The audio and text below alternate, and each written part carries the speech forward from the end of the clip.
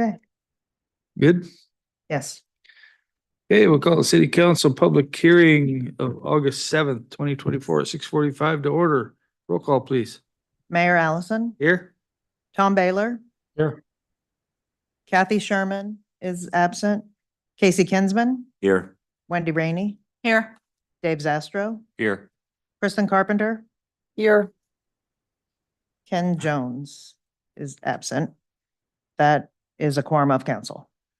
Okay, our public hearing tonight is on ordinance 1217, which is an ordinance of the city council of the city of Cordova, Alaska, repealing chapter 5.36 property tax, replacing the same with the new chapter 5.05 property tax, chapter 5.06 property tax exemptions and deferrals, and chapter 5.07 property tax exemption and deferral criteria.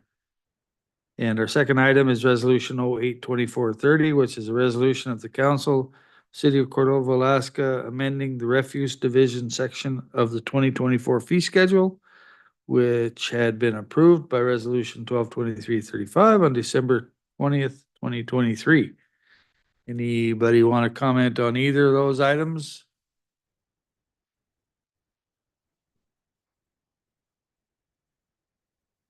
Seeing nobody rushing up, let's recess for 10 minutes and then we'll come back and call it. So we will be at recess for 10 minutes.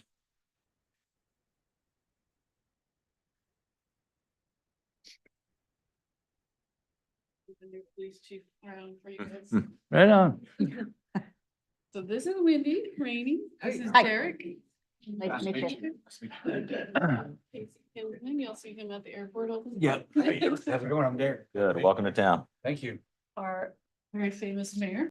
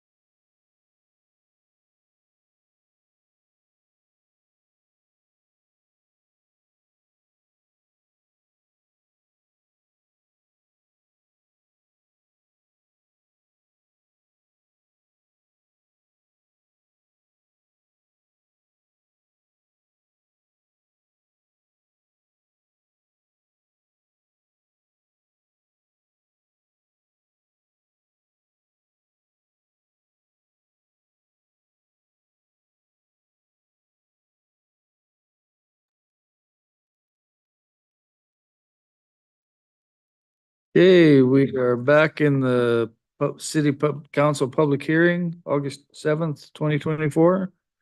On ordinance 1217 and resolution 08-2430. Last chance for comments. Seeing none and nobody new has come in since then from the public, we will adjourn the public hearing.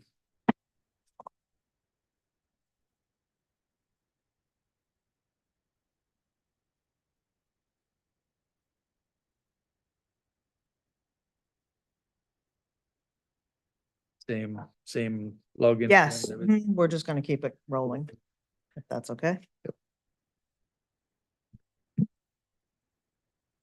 Are we ready to go?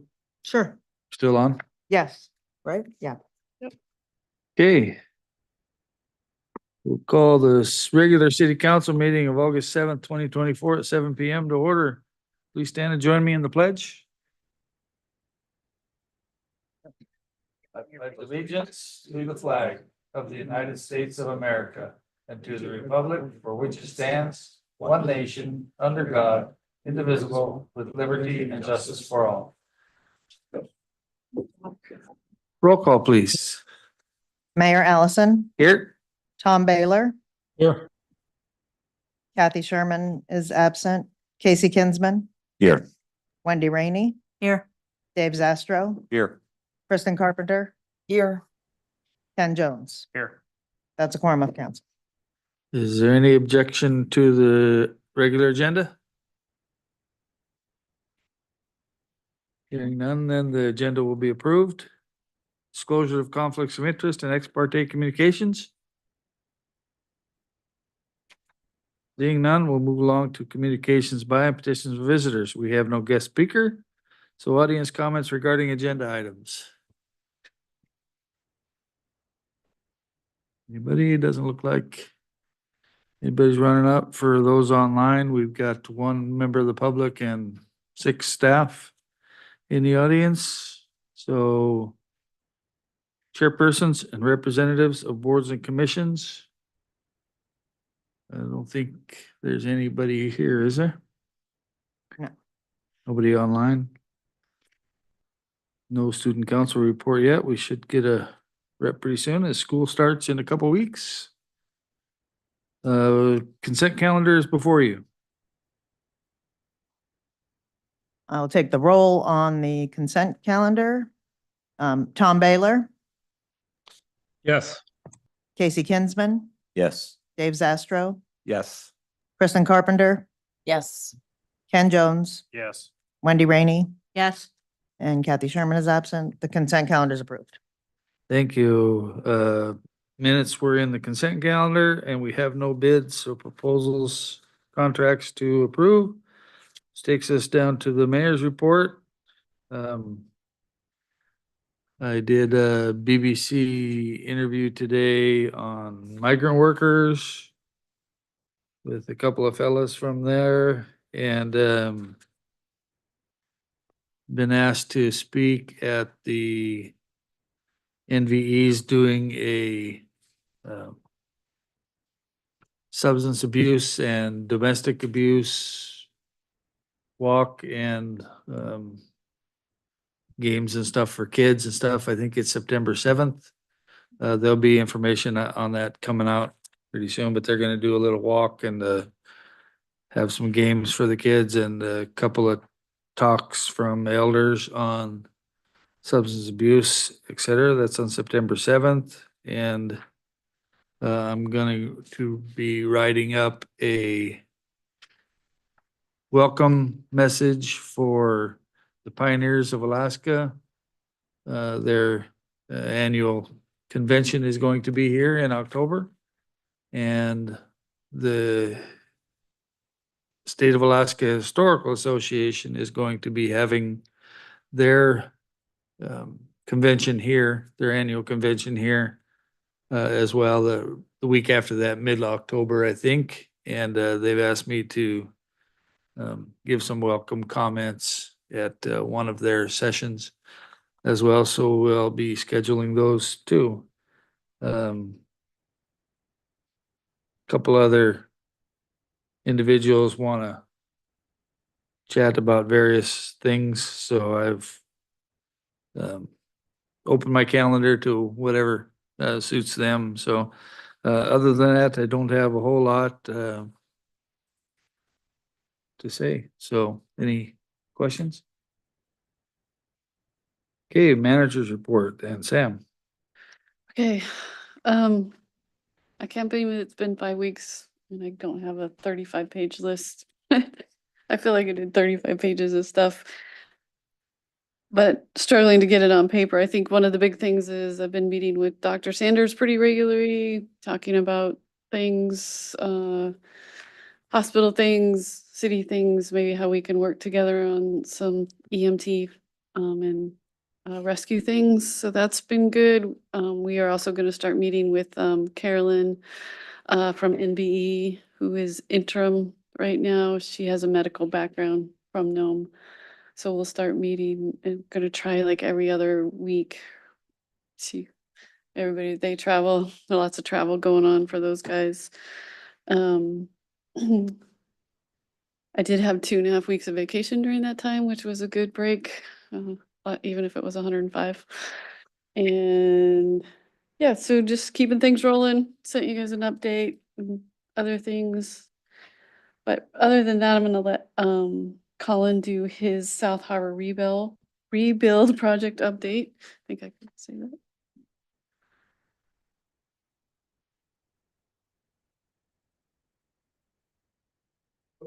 Did we steal your chair? Sorry, will you grab that? Okay, thank you. Appreciate that. All right, good evening, everyone. This is my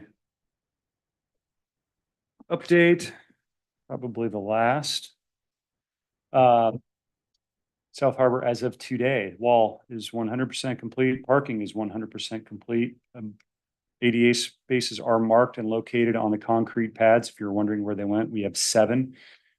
And floats J, K, I, and H are open with water service. G and the N or L docks, I think Tony wants to call them L docks. Those are the ones that run parallel on Nikolav. Those will be scheduled to be open on Friday. I just was down there talking to the electricians, and the float builders are here as well, and they are confident they'll have those buttoned up. So that means we'll have full access to everything except the drive down float. Drive down ramp is installed. However, we still have to get electricity to it. Float safety systems and board installations in process. That's what I was talking about on G. You notice we have the electrical pedestals up, but we don't have all the installed safety systems. But those are going to be done in the next 36 hours. Sewers installed on the drive down float, and that works. Electrical is being worked on. That's one of the last ones we're going to finish up just because we want to get all the other stalls open with electrical and crane service. Cranes are in. We have a 10K and a 2,500 pound crane. Those are installed, but they don't operate until we have electricity. Telecom services scheduled over the next several months. It's sort of a fall project by CTC. Punch list items are being developed and completed sort of on a daily basis. So the big ones we have are asphalt. We're coordinating the asphalt patch repair work with the NVE building with Dawson Construction, so that they just bring one crew out, but they're going to do it in the next 3 to 4 weeks. But that's the plan for that. Heated water enclosures on the potable water piping systems, both on the east and west access. You've seen the big manifolds, the big ductile iron manifolds. Those have enclosures that go over the top. And so it's better than putting them down in the ground where there's a vault where they get flooded regularly and they're hard to work on. So that's why they're above ground, but they'll have a heated vault. It's stainless steel that goes, or aluminum that goes over the top. Those will be put in shortly, but water does work everywhere. It's all been tested and it's good to go. We have a couple signs for loading zones and things we're going to put up. We still have to decide how best to use it. And that's one of the things we're working on with Tony, just to say what's going to work the best. We know where the ADA spots are going to go on the west access, the east access, on the drive down ramp or platform, I should say, and then in front of the Fisherman's Memorial. And again, that gives us 7 ADA spots. But there's other things like loading zones. We've got some areas that are delineated, we think, for good loading zone areas. Just got to make sure that that's a good fit, and then we'll put the signage up for that. Lights are installed, but they're not plugged in yet. Float tuning, all those floats have torsion rods and bars in them to keep them plumb, level, square, ship shape and all that. That's an ongoing process.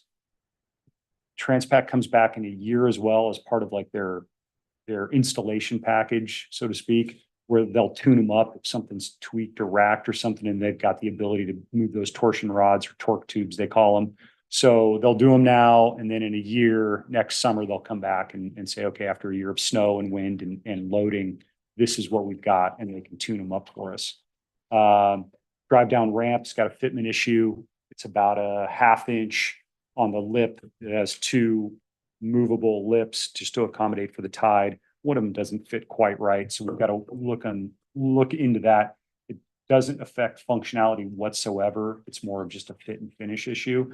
But those are like the big items that we have on our punch list. But again, we're working on those all the time. We've got our team of consultants coming in next week, and they're going to go through with their punch list and look in all their subject matter areas and say, yeah, this looks good. This doesn't look good. A couple caps on the piles, those white hats on those piles we got to put on, waiting for an optimal tide. Little things like that, but not major function issues. Again, the biggest issue is electricity. I wish I had a great answer for you on electricity. It just takes a long time because it's all manual. Pulling that 16 miles of wire takes a long time when you're doing it by hand. So I don't have a great answer for you. They're plugging away. They're down there right now working. But that's where we're at with electricity. Environmental permitting, all complete, no issues. We don't have any problems with anything, no, violations or anything like that. We have a final report for our section 408, which was the G float problem with it going down the fairway. We have a final report to process. The contractor does that, and they'll get that out in the coming weeks, but doesn't really affect us directly. So we have no penalties, no issues with anything environmental, no spills, no compromise of marine mammal take. So that's a good thing, big success there. Funding, 36.5 million spent to date on the project, 19.55 million reimbursed from the RAISE grant. We have that gives us 455,000 pending reimbursement from the RAISE grant. So we have about $500,000 left to get recouped from the RAISE grant, and $806,100 remaining in the tier 1 grant, but that's a gated grant. So there's 2 more cycles. We have to pay out 100% of the contract costs, and we get $300,000. And then once the project is deemed complete, as in the contracts are signed, it's a complete project, then we get the last $500,000. So that's gated. So once we pay the bills, then we'll get $806,000 from the state on that. 3.6 million remaining due in the contract. So we're just going to hold off on that until everything's done. I'm not going to pay the last bits until everybody's happy with the results on that. We have $25,000 in a sewer pump out loan, and that's pending. It's one of the things I've been talking to the team about. It's a loan, and my recommendation is we don't take it. We don't need it, and it's a loan. You're going to pay interest on $25,000. It's not much, but it's still, why do it if we don't need it? And it is an oddly arduous process to get this loan. It's very strange. However, it's there. Should we decide to take it, it's still possible for us. But again, my recommendation is we don't. Just why pay the money if we don't need it? We received an additional $1 million in the congressionally directed spending. That is not added to the RAISE grant. So it's not a $21 million RAISE grant. It's a completely separate process. It's got its own grant agreement. It's got its own things. We're working through that, but it's got civil rights requirements and all kinds of stuff that is totally separate. So we're starting over with that $1 million, but hey, it's $1 million. It's worth the effort. So a couple more things on that, and then final closeout reporting to be completed over the next 2 months for all finance funding vehicles, I should say. So not much left. The big one is the RAISE grant to close that out, and then that one CDS $1 million. So we were hoping to just get that added to the bottom line of the raise grant, but that's just not the way they did it. So it is what it is, but it's $8 million.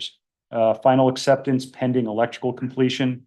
Like I said, nickel off asphalt repairs to be coordinated in, say, the next month. They definitely want to do it before it snows. And all harbor parking to be opened in the coming weeks and once the equipment's moved. And really what I'm talking about is that far west corner down there. They just still have some equipment down there, and it's a courtesy to them to they'll get their stuff out when they're all complete. And they think, we've signed off because they still have some tools in there. Not a big issue for harbor users. All the waterfront parking is available. One of the nice things they did for us is they pulled down the old weather station. So there was that old steel weather station that wasn't being used. They took that down for us, just kind of improves the view, the skyline, so to speak. They improved the path. They put down more gravel and compacted the gravel going out to the break wall path. So that was really nice. And they did a really good job just cleaning up everywhere they could and lining up the parking in a better layout than we had before. So that's good. So that's the feedback I'm hearing on that. So they left it better than they found it in many ways on the shoreside stuff. And I think, I'm certainly biased, but I think you'll agree it's pretty nice harbor. So that's my report, pending your questions. Mr. Mayor. Yeah, go ahead. Well, I know you're saying we're just waiting on electricity and a month, 2 months could be the rest of this year. I don't think it'd be that long. Okay, I'm just a ballpark timeline. A ballpark, then I could give you a date, but No, I 2 don't. weeks, 3 weeks. So it's a couple weeks. That's the best I can. Right, and I can say a month. In a month, it should be done. Great. Yeah, it's just one of those things where, we think we're there and then there's a new thing. And again, it's all manual labor to get this stuff installed, and they're a small crew. You walk a mile in their shoes, it become apparent pretty quick on why it's taken so long when they're just dragging that stuff around by hand. So it's a pain. I get it. It's necessary, but I appreciate everyone's patience, but we're doing the best we can with it. It's just one of those things. Something's going to get you. That's my follow-up question. And to follow up with that, just some questions I've been receiving. Is there plan, and this might be even more for Tony, fish cleaning and trash receptacles, harbor side? Yay, nay, he's coming up. With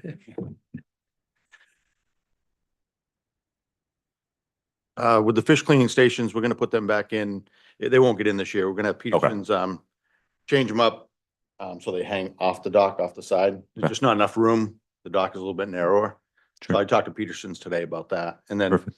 the dumpsters are back where they usually are. Okay, but there's no plan, anything closer to the harbor side? No, with trash. Okay, There's no room Yeah. for them, but yeah. thank you. Yep, you're welcome. Yeah, go ahead. Just a question you'd mentioned about these torsion rods, that need to be inspected next year to be sure everything is set the way it needs to be after a winter's worth of, I'm assuming just winter weather and waves and such. Is that something that needs to be done on a regular basis to check those, reset them As needed. as needed? So once you see the rack, and one of the challenges with the old harbor was they had been tuned, or all the thread was used up. There was no place left to go. So the twist was so bad you couldn't tune it out. And so since it's all new, they still have a lot of room. I mean, think about it, like it's almost like tie rods on a car on the front end of your vehicle.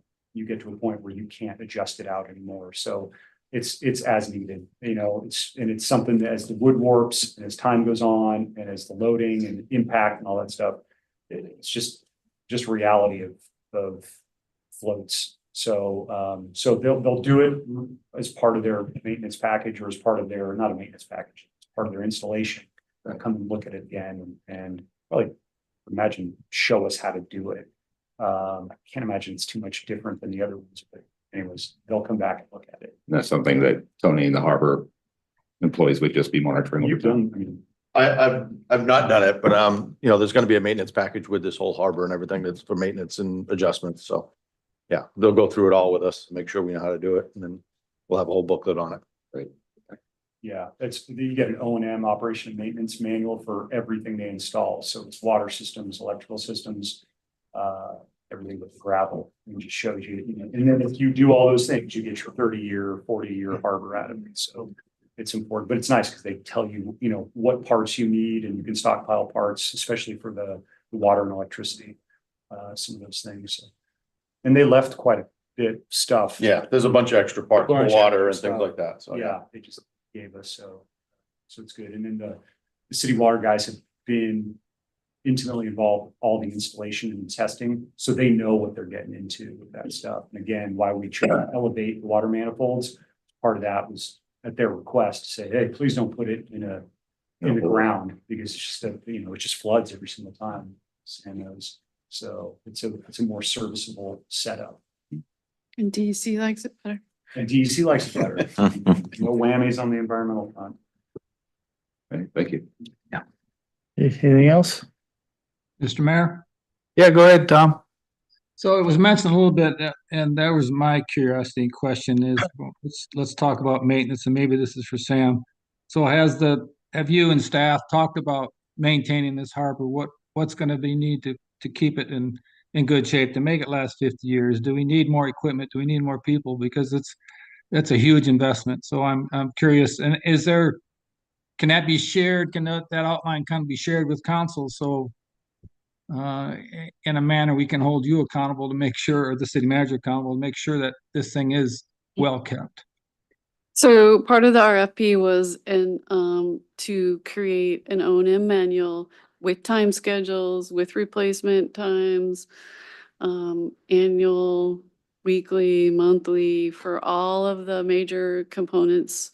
And so when we get that, I think we'll have a better idea of what we're looking at on those kinds of things. And Tony's been involved, and his crew has been involved with the construction as it's been going along.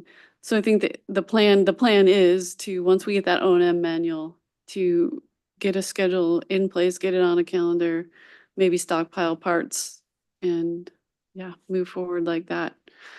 But we intentionally asked for very specific O&M manuals within the RFP, just for that reason. That's very good. Thank you. Any other questions? Thank you, Colin, for the work you done down there. Problem. It is beautiful. Thank you. Have a good night.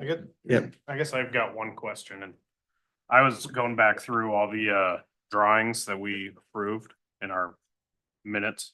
And I was under the impression that we were gonna have either a boardwalk or a raised curb sidewalk instead of a dirt walking path that we ended up with.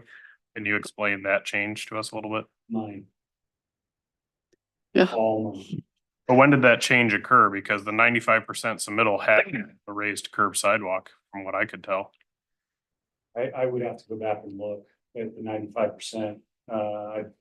I don't know. I'd be guessing if I said, I would be surprised if it was 95%. Yeah, and I think it was under contract negotiations in order to get to a price that we could mostly afford. Those, Descope $6 million. Yeah. To 39.9. yep. Mhm. So when we submitted the white paper, those were some of the things we looked at. Yeah, but where in the 0% to 95%, I'd have to check. Yeah, because I was just looking at the 95%, and you could see right in there, it had the same pattern as concrete, the other concrete pieces. And it had a 6-foot sidewalk annotated. Yeah. So I was confused as to why that didn't get built. Yeah, it went, I know there were discussions of having boardwalk, wood and concrete, but I know concrete went immediately, like, no, can't afford it. And then wood shortly thereafter, because it's just. Is there any Maintenance.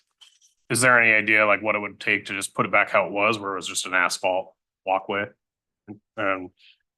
In a future grant or like We could walkability find or out, something? because we're having an asphalt contractor come out and finish the road, and they're doing out in front of the NDE building, so that wouldn't be, to get an estimate on that, that wouldn't be hard to do. Wouldn't be hard to do at all, just ask, this many linear feet. I'd be curious what the cost would be to finish that up, because I know that was a big thing with this grant was. Well, it's the gravel that is there is compacted. It's nice. The rail is there. It is something we can do in the future, but we could look at it, but we're conscious of our budget, and 3.9 million we've already invested out of the general fund into the harbor project. Mhm. So I think, we worked really hard to get it to a place where we could afford it and still have the main goal, which was all of the floats replaced. Mhm. So, yeah, I'm not saying we can't, but it's not gonna Yeah. be cheap. Yeah, maybe there's other grants or, Forest Service has, trail grants and stuff that they do, maybe there's something that we can do in the future to get that component added. So, thanks. Okay, thank you, Colin.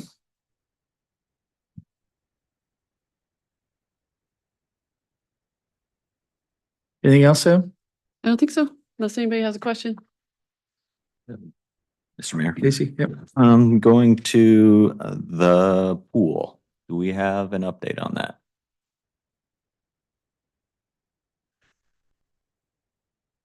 Please.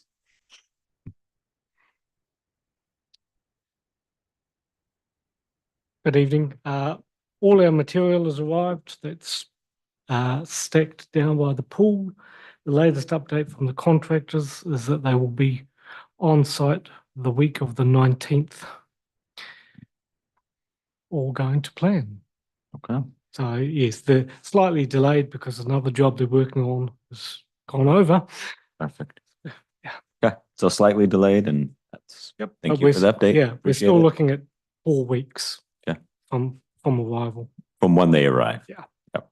Cool. Now, I had heard it had been delayed, but I want it out there so everyone in the community is pins and needles Yeah. waiting to know what it's gonna look like. Yeah, we'd put out a public notice or Good. press release with that date. So, yeah. Thank you. Thanks. Okay, thank you. And I just comment, Sam, I appreciate your email updates to us. Yes, Well appreciated. thank you. Any other comments, questions? Okay, moving on then to the clerk's report. So there's a state federal election, obviously, in November this year.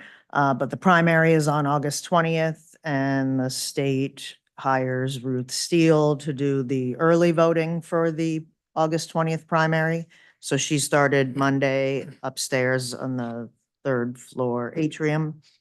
And she'll do Monday through Friday, 8 to 4:30.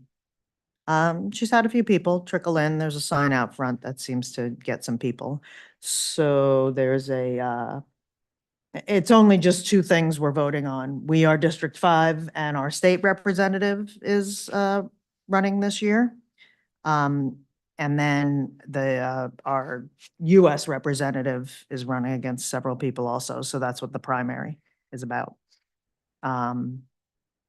And I think I told you last time that Tina was retiring on August 30th. And unfortunately, I've made some plans to be in New York for 5 days over the course of the next regular meeting. So you guys will get to send her off. She'll handle the August 21st meeting here.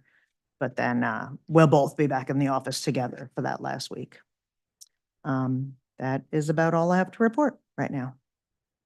Okay, thank you. Any questions for the clerk? Okay, staff reports are in your packets. Any questions or comments on the staff reports? Thank you. Mr. Yep. Mayor, Yes, go ahead, Kristen. thanks. If I was going to save it for later, but since we're talking about it now, I just wanted to thank the chamber for all the work they're doing. I recognize how much work the chamber's doing to market the Cordova Center and bring in big conference events to use our facility and spend a few days in our town. So I think it's great that she's making some headway with that, and I wanted to say thank you. Thank you, Councilor Kinsman. Yes, and I just want to piggyback off that and give Andy credit as and I know you've moved positions some, but you set a very strong foundation as the Cordova Center coordinator. So thank you for that as well on partnering and getting MOUs through. So that was not a small lift. So thank you. Yep, but we don't make a lot of comments on these reports or delve into them in the public meeting too much, but I'm pretty sure all counselors and myself read those reports and appreciate the work that you're all doing. Takes us to correspondence. Any comments or questions? Was there anything we had to do on any of those? Mr. Mayor, Yes, I was just gonna say, it seems like we're being asked to comment on the NIMS Endangered Species Act status review for Chinook salmon. I thought that's what they were saying, so I guess I just wondered, is that something you might respond about, or should we talk about it more? yeah, what's the council's will on that? I have not commented on it yet. Obviously you can individually comment, but we can comment as a group, as a mayor for the council. Didn't they close comments? No, it's extended to September sixth. Yeah. Okay. Yeah, they were scheduled to close, but they extended it. So Yeah. what's the will? I didn't want to comment without council's input, but we can certainly comment. I certainly don't want our Upper River Chinook salmon to be listed as endangered. I would say comment. Yeah, I appreciated the Pacific Seafood Processors Association letter. They made a pretty strong case for saying, you shouldn't be making this decision without using really sound data and emphasizing that and talking about the state's management capacity. So I felt like I would echo a lot of their comments. I don't think it hurts to, even if we're just echoing what somebody else has already said, it doesn't hurt to show that more people are listening and following the process. Yep. Maybe people want to say something different, but I thought their letter was pretty good. Yeah. Without objection, then we'll write something up emulating that. Okay. Thank you. How about the sea otters in Whittier? You don't need to comment on that probably, huh? Take as many as you can. Okay, anything else on correspondence? Hearing none, then we'll move along to ordinances and resolutions. We had a public hearing on this evening. Ordinance 1217, the ordinance of the Council of the City of Cordova, Alaska, repealing chapter 5.36 property tax and replacing same with a new chapter 5.05 property tax, chapter 5.06 property tax exemptions and deferrals, and chapter 5.07 property tax exemption and deferral criteria. This is second reading. Looking for a motion to approve. All right, Mr. Mayor, I move to approve ordinance 1217 as written here. Second. Councillor Kinsman. I think we've discussed at least this outline pretty well at length. I think it's a step in the right direction. It's where we need to we need to do this so we can go even farther and continue with what our goals are and what we've had work sessions on, and hopefully we'll have more work sessions on. So I move to approve it. Okay, Councillor Jones. Yep. Councilmember Carpenter. Yeah, I was just going to offer one comment, and maybe the clerk can say this is way too picky. But 5.05.060, where they talk about the assessment role, it says separated field cards shall be kept on each piece of property. And I was just wondering if maybe that should read records. Do we actually use cards anymore? Or is it electronic records? Yeah, it's electronic. You're right. I I still call them cards Right. when I print them for people, but they're electronic records. You're right. It just seems to make it more consistent with how we actually operate. Yeah, we can editorialize that. Yeah. Yeah, I can change that. Yeah. Pretty easily without an amendment or whatever. Okay, thanks. Like I said, pretty picky, but Okay, Councilmember Baylor. Yeah, I'm not gonna vote for this. Um, I was for it in the initial, when we started down this road. We were looking at somebody that would come in and maybe do $1 million plus investments into the community. Whether it was multiple houses, fourplexes, developed land, and I supported that, but we've kind of gravitated to now where if somebody builds a $70,000 tiny home on a foundation or a $700,000 home on the ski hill, they're gonna get tax-free for 5 years and then shift that burden onto the rest of the taxpayers to support their infrastructure. So I know that's for another meeting. We'll touch on that. So, but for that reason, I'm not going to support it. Then I'll just say one more thing. As a member of the Plan and Zoning Commission, we went up to the AML training and they had an economist there, and he basically talked about these sorts of things, the senior discount and other things that cities like to give out. And the bottom line is just remember that every time you give somebody something, somebody else has to pay for it. And I think requiring the rest of the property owners to pay for these giveaways isn't fair. So I'm going to say no. Thank you. Thank you. Nice. Councilmember Rainey. I don't have any comments. Councilmember Zastro. Yeah, no additional comments. Okay, I guess I would just make a comment that the whole idea of these is incentives. And I know that every once in a while you're gonna catch somebody that would have built anyway. But these are incentives to hopefully get something done that wouldn't get done otherwise, or sooner than it would have gotten done otherwise. And therefore, I don't see it as a cost to all the other taxpayers.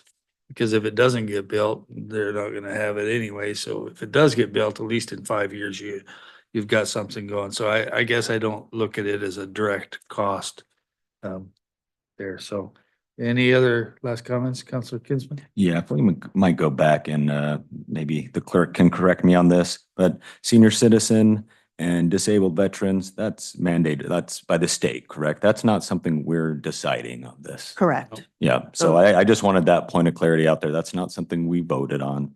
And because I do agree with that piece of comment, and I know we had some correspondence from the Kenai mayor that I felt were appropriate as we're looking at these exemptions. But to Mayor Allison's point, this is stuff that if could happen or wasn't going to happen, let's incentivize whatever we can. And to some of the points that we were talking about, that goes back into a conversation that isn't even covered in this. It's my understanding and reading through it of we still have to define what our incentives are. And economic development, what we want to look like. All that this is just separating out so that once we decide that, we have a bucket to put each one of those, is my understanding. And I hope if I am incorrect, someone will correct me. Thank you. I think you're correct. Any other last comments for this is the final reading, so clerk, will you call a roll, please? Yes, on the adoption of ordinance 1217. Kristen Carpenter, Yes. Kathy Sherman is absent. Tom Baylor, No. Wendy Rainey, Yes. Dave Zastro, Yes. Casey Kinsman, Yes. Ken Jones. Yes. Motion carries 5-1. Thank you. Item 16, ordinance 1219, an ordinance of the council of the city of Cordova, Alaska, amending chapter 5.38 biennial motor vehicle registration tax to increase the motor vehicle registration tax levied on registered vehicles within the city. This is first reading.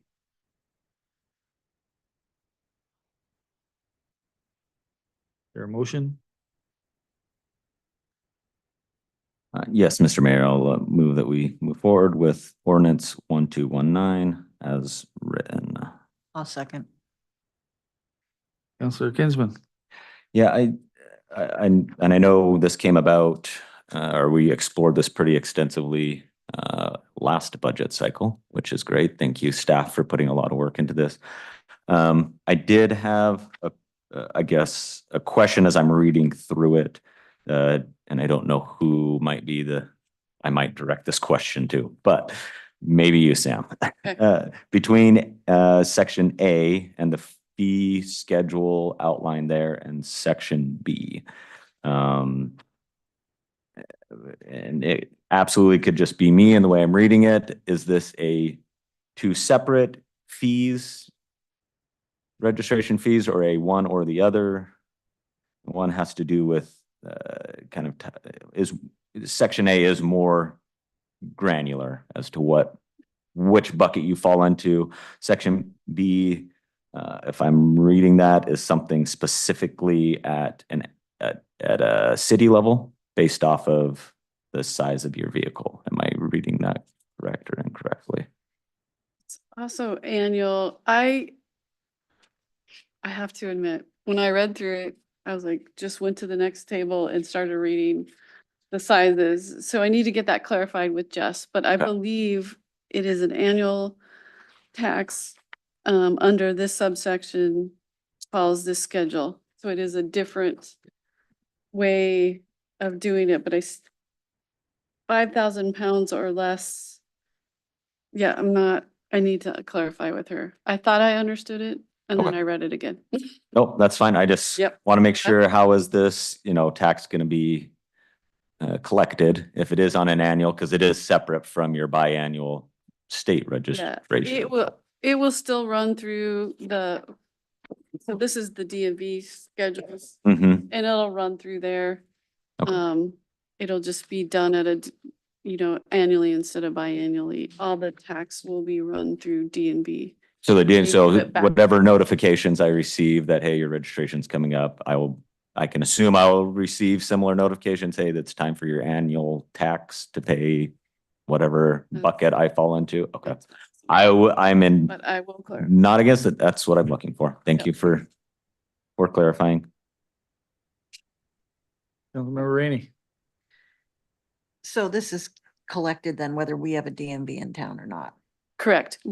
Yes. Okay, because that was my question was, Sure. if we don't have an operating DMV, Yes. are the taxes being collected? Yeah, they are collected at the state level Okay, and they reimburse us. okay. We do not collect anything off the registration fee, tax fee here. I mean, we collect the fee, but we put it all back and then they send Right. it back to us. Unlike some other things where we collect like 30% or 50% of the fee for the services that we render for like driver's Right. license. Okay, because I'm just concerned, at this point, we had a technology issue, now we have a staffing issue, like what's the timeline on us having an operating DMV and the timeline on this in the future, so, okay, that Yep. answers my question, thank you. Okay. Councilmember Baylor. Yeah, I support it for first reading. Thank you. Councilmember Carpenter. I support it too. Thank you. Councilmember Jones. I do not support it. We raised the sales tax and sales tax cap already. I'd like to see us not raise any additional new taxes for a while after such a big jump last budget session. So I'll be voting against it. Councilmember Zastro.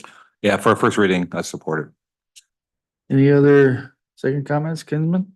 Yeah, going back to, since you're asking questions about Yep. the section B, is this 100% of whatever's collected goes to the city? Is the state taking their piece off of it? I guess I'd be interested to know what the breakdown would be. Yeah, I'm trying to get some information just on registration numbers for Cordova types, because there's so many different things going on in this table. So I'm learning a lot about DMV. So Okay. I'm working that, trying to understand what that looks like. Perfect. Thank you. Mhm. Okay, any other comments? Council, this is first reading. Can I ask a question? Yeah.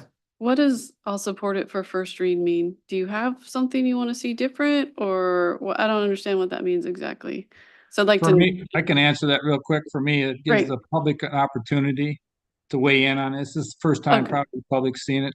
So Okay. if something new or when the facts change, so do my opinion. So, I gotcha. okay. If council or if anything major changes, we would come back to first reading again. Correct, yes, But if there's nothing major, yeah, then okay. I just want to make sure you didn't have Yeah. something that you, no. And okay, thank you. first reading is just verbal. I think the difference between A and B is that you just get to choose. The person just gets to choose to do it annually instead of for 2 years. And if they do, it looks like there's a $5 break if you do it annually, but maybe it's just a hassle. You know what I mean? The ease of 2 years might be worth it to you instead of getting, or maybe people can't afford 150, but they can afford 75. So they break it down and allow you to do it. Because I think in a lot of other states, it's annual, not every It 2 is, years. yes, Yeah. in a lot So- of other states. That seems to be it to me, but we'll get the Yeah. real answer. Well, we Yeah, can get that answer Yep. definitely before. For the sure. next time. Councilmember Jones? So I've got a question. All the city vehicles and Forest Service vehicles and Native Village EAC vehicles and hospital vehicles and all the other nonprofits in town, do they pay this or are they exempt from this? Well, it does say, all federal, vehicles are exempt.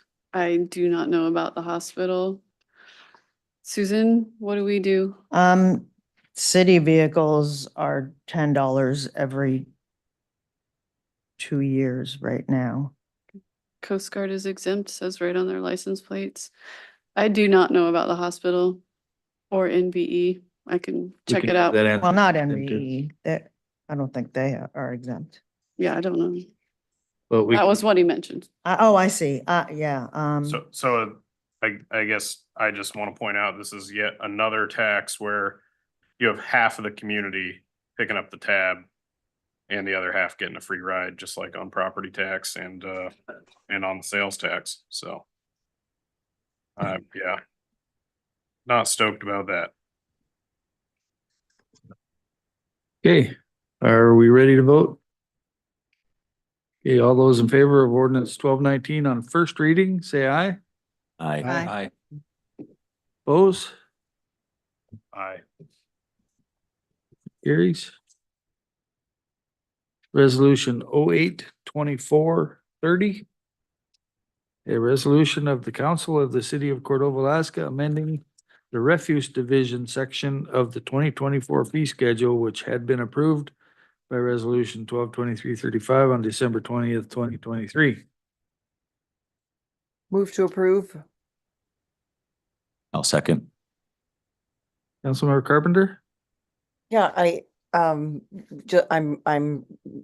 basing my support on the recommendation of city staff, and I think their arguments make sense to me. You know, the fact that, it seems like they're saying that they've noticed either a pattern or certain dumpsters are consistently needing repairs and they haven't said that that comes from misuse or abuse, but, yeah, it doesn't seem like the city should be bearing that cost if it is happening a lot over time. So I'm all for charging to somebody if they are incurring damage. And I really appreciate the city, when they say the acceptance of non-household batteries, I'm assuming that that's mostly car batteries. I mean, not exclusively, but probably mostly. And certainly we need to be dealing with that. So if that's the cost to the city of taking a battery and then getting it to someplace where it can be properly disposed of, I support that 100%. It can't all stay here in town and accumulate. Thanks. Okay, thank you. Who seconded it? Kinsman? Councilmember Kinsman? Oh, and that is outlined well, pretty minimal change to the fee schedule, so I'm in favor of it. Councilmember Baylor? I support it. Councilmember Rainey? I support it. Councilmember Zastro? Yes, I support it. And Councilmember Jones? I'll support this one. Okay, this is a voice vote as well. It's just a resolution, so this is the last time we'll see this, so all those in favor, say aye. Aye. Oppose? Motion carries. Thank you. We have no unfinished business, so no miscellaneous business. Council action on disposal and method of disposal. Lot 15A, Block 5, Odiak Park subdivision. All right, Mr. Mayor, I move to dispose of remnant of lot 15A, Block 5, Odiak Park subdivision as outlined in Cordova Municipal Code 5.22.060B by one, negotiating an agreement with Emily Anderson to lease or purchase the property. Second. Councilmember Kinsman. My understanding, went back and looked. Kevin, please correct me if I'm wrong, that this was already marked available. We haven't gone in separately, and if it's already available, anyone can see that. We do a really good job of publicizing that and making it available. This is someone who noticed that and took an opportunity and is taking an opportunity, and I want to support that. So. Hey, Councilmember Jones. Yeah, I agree. I have a major problem when we take somebody's great idea and then put it out for RFP to invite competition. I think that's something that is flawed in the city's disposal process. And so I agree that negotiating agreement with this applicant is the best course forward, and I am enthusiastically supporting the motion. Hey, Councilmember Rainey. I'll support it. Councilmember Zastro. Yeah, I support the motion. Councilmember Baylor. No, I don't support the motion. I'll stand by what I've always said. Everybody in the community needs to get an opportunity to purchase land that the city owns. I was trying to purchase land, develop land before we had this process, and it was just a good old boy. You can have this kind of thing, and I'm glad we switched that and everybody gets an opportunity. So I would say no. And Councilmember Carpenter. I support it. Thank you. Okay, any last comments? I would just make one Kevin? comment. There is a error in the motion. It's not a remnant of lot 15A. It would just be lot 15A. Okay. Okay. That was unfortunately a item I didn't delete. So Is that significant enough? No. Okay, I knew that already, actually. okay. Hey, anything else? I just, Yeah. for public knowledge, this lot wasn't not available and just for this purpose, the person, I mean, that's the way I look at it. The lot was available. It's been available for some period of time, correct? yeah, Evan? correct. I went back to at least 2015 in the land disposal maps and it was shown available then. Okay. I then also came across a letter of interest that was received back in 2007 for the property as well. So the property's been available since at least 2007 and shown on the map since at least 2015. Okay, thank you for that. Nothing else. Hello, Mr. Mayor. Yeah, go ahead. So just a little history on that lot and while I like our system and support it. The adjoining properties to that off of Chase Drive I owned. And when I bought those properties, I wanted to purchase this property from the city and incorporate it in my subdivision, reconfigure it. I could have got 2 more houses on that lot. We did not have that process then. You know what? You know why Parks and Rec stood up and said, I don't want to sell that lot because kids from Center Drive walk across that, cut across the property I now own and so they can access city facilities better. So the city decided not to sell that property to me. Otherwise, that would have been developed 25 years ago. That's why this system we got now came in, and that's why I healthy support it. There would have been 2 more houses on Chase and Center Drive had this process been available to me. So I had no recourse. So that's why I'll stick with my guns on that one. But I'm glad it's being developed. It's a nice little lot.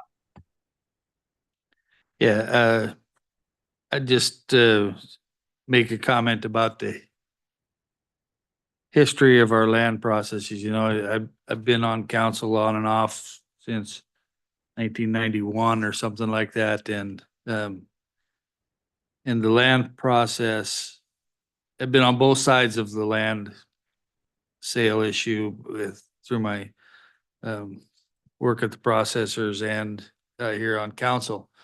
And it has changed over the years based upon who was sitting at these tables and what properties came up and had conflicts, so to speak. So at some point in time, we went to the almost exclusively, unless there was some special issue with the property that, you know, nobody else could access it past its place, or whatever the issue was, that we went out for RFPs based on these letters that we get. And you know, I don't have a say in this process either. And again, I too am glad that somebody wants to develop it. And I agree with Councilmember Jones that putting your proposal up before planning in the council, and then having it go out for RFPs for competition to bid against you isn't a very fun process either. But if this becomes a new process, I will guarantee you the neighbors and somebody's going to be very upset that we didn't give everybody an opportunity. Not that they haven't had the opportunity. The opportunity's been there, and I don't have a big gripe either way, but it does create issues. But again, this is not the final say on this property. It's gonna have a negotiated deal that's gonna have to come back to council for approval. And as long as that's advertised in our packet and the neighbors are aware that that's what's going on, then I just think we need to be very, very clear on our notifications, because we have gotten in trouble in the past for not in legal trouble or anything, but in the public's doghouse by selling something or doing something without good notification of the public that it was happening. So anyway, that said, is there any other comments on putting this out for direct negotiations? Hearing none, this is a voice vote. Yep. So all those in favor of approving this action, say aye. Aye. Aye. Oppose? Nay. Believe that passes, yeah. So pending agenda, CIP list, calendar, elected and appointed officials list.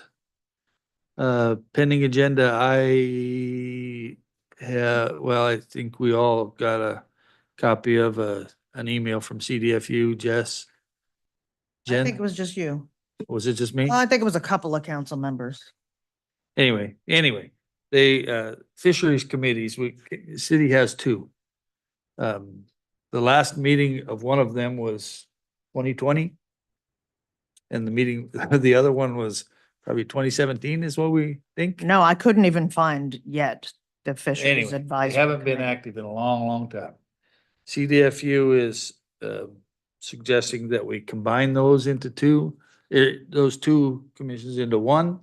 And maybe give them some fisheries issues. The sane season disaster declaration is probably gonna be one of the next things that we need to do fisheries wise, or will need to do.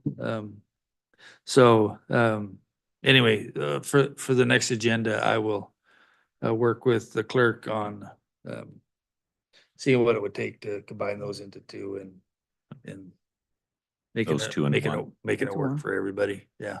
Okay. Was So- there any history in that email? No, I'll forward you all the email. I should have. Ken was getting that email as a fisherman.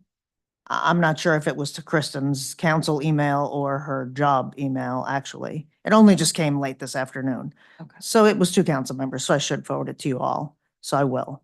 It came to my personal email. It was your personal. I did notice that. I wasn't sure on Kristen's. Yeah, so we'll bring it and I'll bring some history. It might wind up being an agenda item for discussion before you decide what to do with a resolution. Yeah, however it takes, it'll either be a resolution or something. We might have to dissolve the other two. Anyway, whatever it takes to make it work for us. It obviously isn't doing anything for us right now because there's been a long time since we haven't, I mean, since I've been mayor, we haven't forwarded anything to them and, Yeah. So anyway, we've got that. Anything from your side, Susan?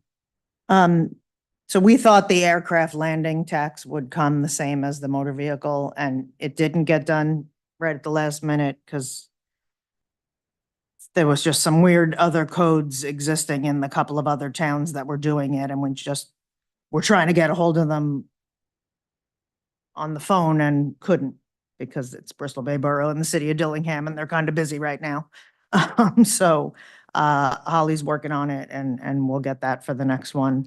And then she's also got the other half of Title V, if you recall, when we just cleaned up and finished the property tax one. Now we're gonna look at the sales tax side of that. Maybe at this next August one, but if not, at the September one. That aircraft landing tax isn't gonna be a conflict because we have an essential air contract, is that? I don't think so. The 2 places that do it have the freight one that you mentioned, not the EAS. I mean, it just strikes me as we have to beg for that essential air contract and then, oh yeah, by the way, you're paying a tax. Well, what we do for that is support Alaska Airlines in their application for it. Doesn't mean that's them getting a lot of money and we give them support for it. Granted, we like the service. And then this would be us asking them for a little bit of tax. It's really, I don't think it's a exorbitant amount with our small mill rate. We'll see. There is something to look into in that, and this, I don't know the answer to it. I know where landing taxes are collected. They are generally they're not DOT ran airports. There's some municipal tie to the airport. So I don't know how that's gonna affect us or could affect the city. But the airport itself is DOT, state DOT. Ours is. Ours is. And Dillingham and Naknek are not? And I King don't, Salmon? I don't know what kind of landing fee tax they're collecting, Okay. so I can't speak to that. I'm just Okay, saying well- that's a piece that you may want to look Certainly, into. it will be Absolutely. explored for sure, for sure.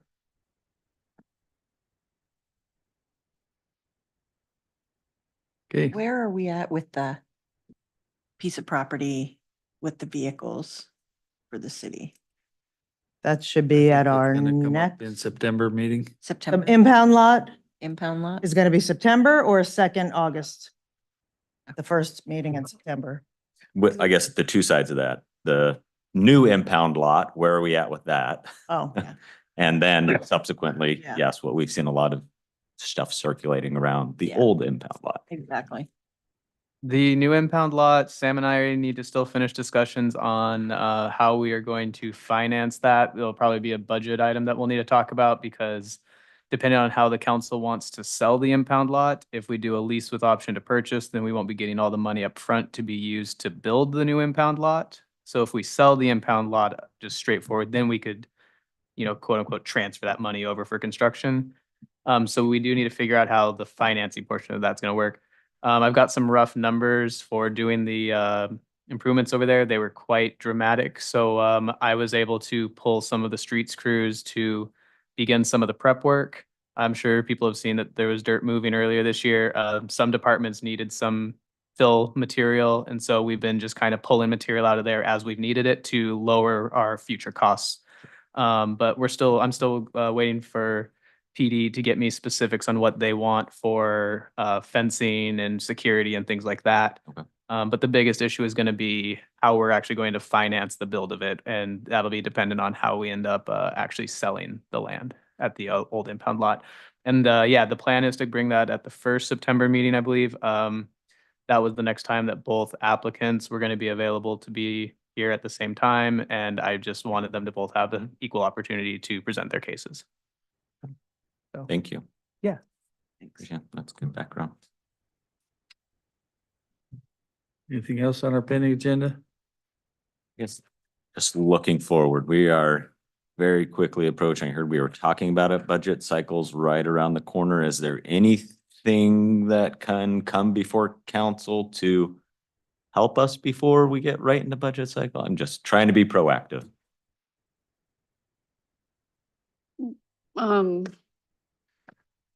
What are you thinking? Like, I guess. Does our audit get done? Soon we figured out the debacle of what happened when we did some changes from NetSuite back into Cassell, and I think we have everything into them at this point. So now it's in their court to finish. And Cheryl is here shaking her head yes. And I will give Cheryl kudos because she figured it out and she got the pat on the back from Gavin, which is a good deal. So that was I very. guess more specifically, I would really like to see what major deficits we're potentially facing before we get into the budget cycle. That would be my ask, Okay. if possible. Yeah, I see also that, have been what we're working with. working on a revenue list, you know, I Yeah. mean, I've heard a lot, we need revenue, so I'm pulling together some ideas. We obviously moved forward with DMV, we'll be looking at the airport tax. We have some other ideas, you know, there's nothing huge. Unfortunately, you know, so we're gonna have to figure some things out.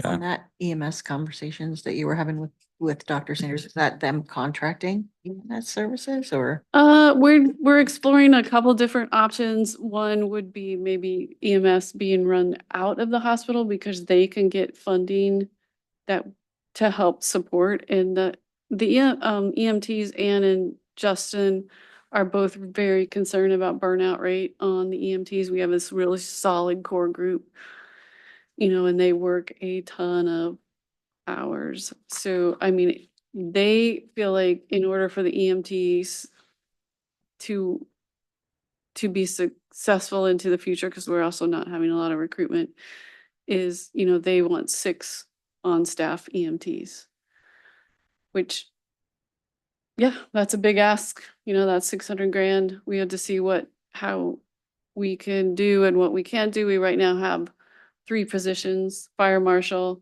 who is required to be an EMT. And both Justin and Ann's position, one is more fire-based, but also required to be an EMT, and then Ann is kind of the EMT side of it. And we have a seasonal position. So, kind of looking at that seasonal position, you know, is funded. And I believe with benefits, but I need to check that out. I didn't quite get that far. So that's one option. And then, yeah, working with NBE and maybe in the hospital to try to figure out how we can support that. I mean, EMTs are used very regularly and are very important. So that's one. Still looking at a few organizational things, revenue. Maybe we look at parking permits. I know everybody loves them, but you want revenue ideas, I'm throwing them out there. With the new harbor Yep, parking. I know we've done that before in the past, but. yes, we have, the chief. All right, this is pending agenda. You should. Oh, I forgot. Just Yeah, some sorry. details. Yes, I was telling. I know. I Okay, have so you want deficit and then maybe a revenue budget or revenue. asked Stephanie, that would be, yep. Yep. I do have Yeah, go ahead. one more item, if anyone else can agree on this, adding something to pending agenda. I brought it up the kind of end of last budget cycle when we were saying, hey, we're gonna raise sales tax 7%. I would really like, if anyone else is interested, to have a agenda conversation around moving our sales tax on food items to a lower amount. So, and I'd be interested in so. a and- conversation on that. So. And I know that's an ask from the city of how does that potentially affect sales tax revenue? But I've had people discuss that with me. I know it's been come up. I know other communities do it, not specifically sure in the state of Alaska, but I know other communities do that. So I would be interested in having that conversation and bring it up there. So In a budget work session or in a regular meeting or what? what's appropriate? Where is the appropriate place to have that? Well, mean, I guess it would have to come before a budget work session because Right. if it was gonna be put in. And I know there's gonna in order. be some information that's gonna happen. It is an ask from staff. We like what? I can't At- even begin to know how to calculate that. Yeah, Okay. well, I mean, with those 3 requests, maybe that warrants a work session at some point. Oh, that's true. You know, if you combine them all together. Okay, and I'm in favor of a work session over it, so. I don't have any good ideas on the date though. Yeah. But so then the other work session items are the tax exemptions. I know that this would tie, and I'm not trying to go too deep into this, as we get into Title V, part of that Title V conversation, my understanding we still need to have is around sales tax and we were doing property tax. Right, that's true. So I'm trying to have that conversation before we solidify Title V and then try to reopen it, because I know that won't happen. I don't know. We'll talk about Dates. when we can do that. Yeah. Is there anybody who's gonna be out of town for a substantial amount of time without being able to call in the next month? I'll be a bit, I should be at least able to call in.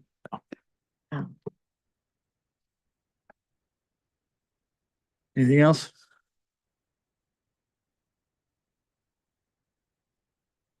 Okay, hearing none, then we'll move on to audience participation. Anybody want to say anything about anything? Appreciate you coming and listening. We'll go to council comments online. We'll start, Kristen Carpenter. I guess I thank you for the staff reports. I already made my comment about the chamber and yeah, no, I don't have anything else. Thank you. Councilmember Baylor. No, thanks everybody for being there. I think both Dillingham and King Salmon are state-owned airports. The question was kind of asked, so I looked it up while we're sitting here. And no, it's all good. Thank you. Thank you, Councilmember Rainey.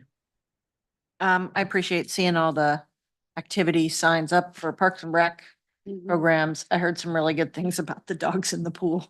I wish I could have made that. I love that happened. And just thanks to staff. I know it's a lot of work putting this together and